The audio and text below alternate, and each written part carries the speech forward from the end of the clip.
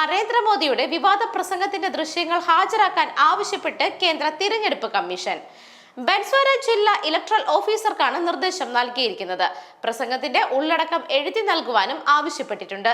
പ്രസംഗവുമായി ബന്ധപ്പെട്ട news paper, channel ക്ലിപ്പുകളും ഇന്ന് തന്നെ ഹാജരാക്കണമെന്ന് തിരഞ്ഞെടുപ്പ് കമ്മീഷൻ ആവശ്യപ്പെട്ടിരിക്കുന്നത്. കോൺഗ്രസിന്റെ പരാതിയിന്മേലാണ് ഇപ്പോൾ നടപടി സ്വീകരിച്ചിരിക്കുന്നത്. കോൺഗ്രസ് അധികാരത്തിലെത്തിയാൽ രാജ്യത്തിന്റെ സമ്പത്ത് മുഴുവൻ മുസ്ലിങ്ങൾക്ക് നൽകുമെന്ന പ്രധാനമന്ത്രിയുടെ രാജസ്ഥാനിലെ പ്രസംഗമാണ് വിവാദമായി മാറിയത്. കോൺഗ്രസ് അധികാരത്തിലെത്തിയാൽ ഉണ്ടാകുന്ന ആപത്ത് ഓർമ്മപ്പെടുത്തുന്നു എന്ന് അവകാശപ്പെട്ടതായിരുന്നു മോദിയുടെ വാക്കുകൾ. കോൺഗ്രസ് അധികാരത്തിലെത്തിയാൽ ആദ്യ പരിഗണന നൽകുക മുസ്ലിങ്ങൾക്കായിരിക്കും.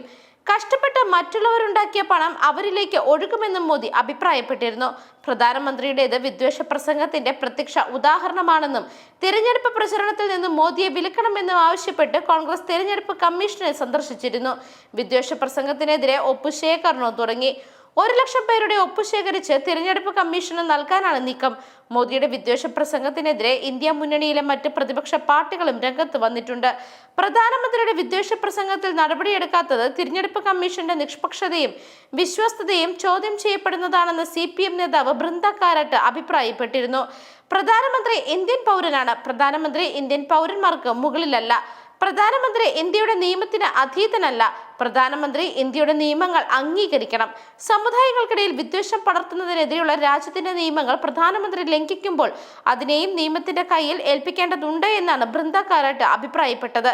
News desk മെഗ്നവിഷൻ.